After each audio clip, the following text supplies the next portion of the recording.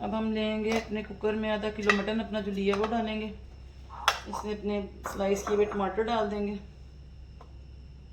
प्याज डाल देंगे, लहसुन डाल देंगे और अपने ये सारे मसाला जाट डाल देंगे। इमली अभी हम नहीं डालेंगे, वो हम डालेंगे भुनाई के टाइम। नमक, हल्दी, पिसी लाल मिर्च और इसमें पानी डाल के हम इसको 20 मिनट के लिए रख देंगे। जैसे कि मैंने आपको पहले बताया था कि मटन के लिए 20 मिनट की वेट बहुत होती है। अब हम इसको रख देंगे पानी डाल के पकने के लिए। जितनी देर में हमारा गोश्त गल रहा है, हम ये भिंडियाँ लेंगे, इसे हम ऑयल में डालेंगे और हमको हल्का इनका इतना फ्राई करेंगे जब ये नरम हो जाए और इनका कलर थोड़ा डार्क हो जाए। उसके बाद हम इसमें प्याज ऐड करेंगे। उससे पहले हम इसमें प्याज ऐड नहीं करने। हम अब इसको फ्राई करना शुरू करेंगे।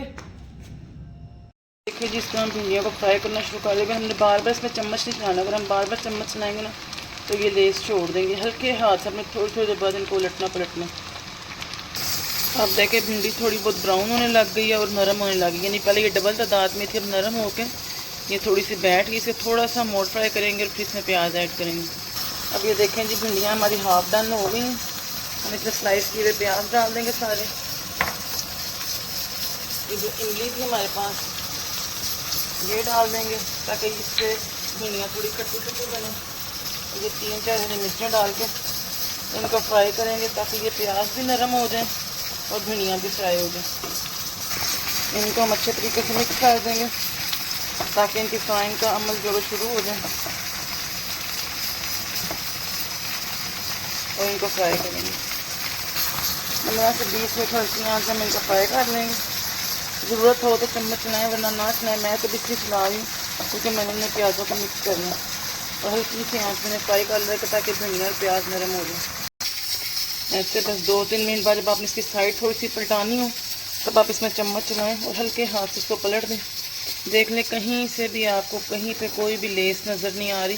उसके लिए मैं आपको एक टिप जो स्टार्ट में बताना भूल गई हूँ, मैं बताऊँगी कि जब भिंडियाँ काट लेना तो उनको फ्राई करने से पहले यहाँ तो उसके ऊपर आप 2 से 3 नींबू छिड़क लें, यहाँ थोड़ा सा सिरका डाल दें 1-2 चम्मच। और अगर गर्मी का सीज़न है तो उसमें कच्ची अम्बियाँ ऐड कर लें। आपकी भिंडियाँ कभी भी लेस नहीं छोड़ेंगी। ये टिप आप हमेशा याद रखिएगा।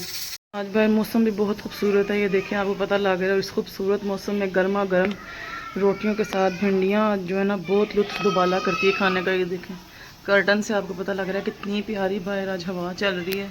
बहुत खूबसूरत मौसम हुआ है।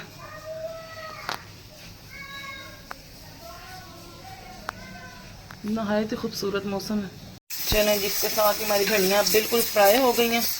देख लें ज़बरदस्त किस्म की फ्राई है। किसी किस्म की उन्होंने कोई लेस नहीं छोड़ी। जो मैंने आपको टिप दी है वो आपके बहुत काम आएगी। और हमारा गोश्त भी गाल के हम अपने गोश्त को देखेंगे।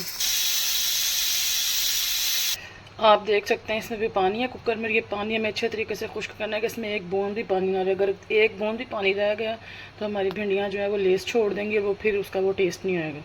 हमने गोश्त का पानी खुश्क होने के लिए रख दिया। जैसे ही गोश्त का पानी खुश्क होगा हम इसे भिंडियों में पलट देंगे। अब देखें जिसका पानी बिल्कुल खुश्क होने पे आ गया।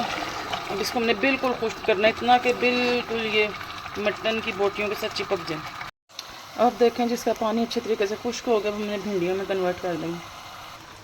ये देखें जी गोश्त को हमने भिंडियों में शामिल कर दिया। हम हल्की आंच पे इसको भून लेंगे।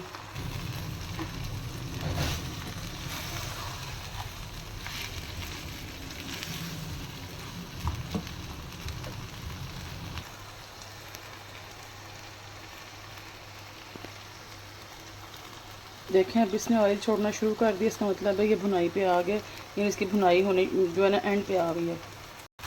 ये देखें जी हमारा सालन बिल्कुल भून गया। अब ये रेडी है। इसको अब हम डिश आउट करेंगे। ये देखें जी हमने इसको डिश आउट कर दिया। ये ज़बरदस्त सी खट्टी खट्टी भिंडियाँ गोश्त बिल्कुल रेडी है। उम्मीद करती हूँ आपको हमारी रेसिपी पसंद आई होगी। अगर आपको पसंद आई है तो उसको लाइक करें, शेयर करें और सब्सक्राइब करें।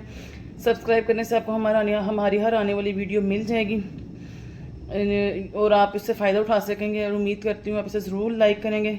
इसके साथ साथ मैं आपको एक पार्सल दिखाऊंगी जो आज हम रिसीव है, बहुत खूबसूरत सा ड्रेस बारोक का। देखें ये खूबसूरत सा ड्रेस है।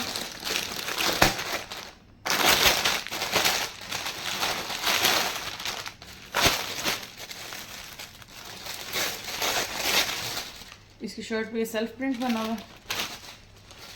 ये शर्ट और ट्राउज़र का पीस है। और ये इसका कॉटन नेट का दुपट्टा है, ये बाजू में, और ये इसके पैचेस वगैरह चिकनकारी के जो गले पे, घेरे पे, चाकों पर लगेंगे। और इसका स्टफ बहुत ज़बरदस्त और बारोक, तो एक जानी मानी कंपनी है, आप सबको पता है। इसके साथ ही हम अपनी आज की वीडियो का अख्ताम करेंगे। मिलेंगे आपके साथ नेक्स्ट वीडियो में नेक्स्ट रेसिपी के साथ। उम्मीद करते हैं आपको हमारी आज की रेसिपी पसंद आई होगी। मिलते हैं आपको इंशाल्लाह नेक्स्ट रेसिपी के साथ। अस्सलामु अलैकुम रहमतुल्लाहि व बरकातुहू।